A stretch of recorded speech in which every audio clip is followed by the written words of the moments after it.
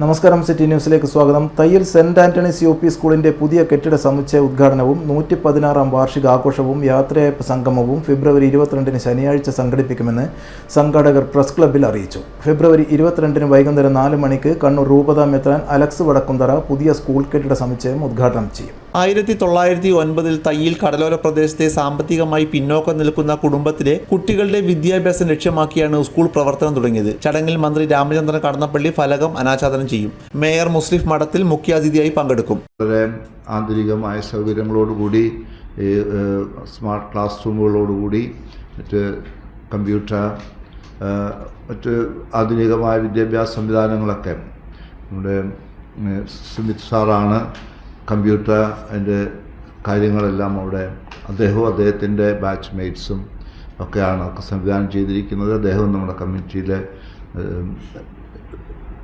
അംഗമാണ്.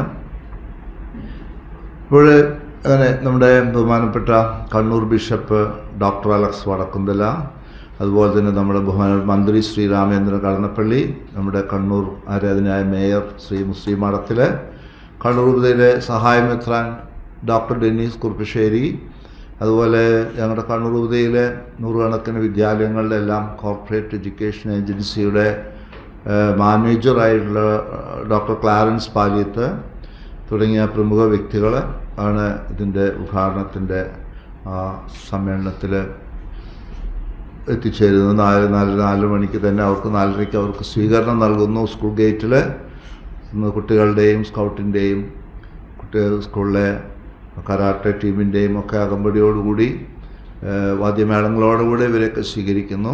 വാർത്താ സമ്മേളനത്തിൽ school manager father Martin Rayappan, head mistress Philomina Jack, PTA vice president Lebinas എന്നിവർ പങ്കെടുത്തു.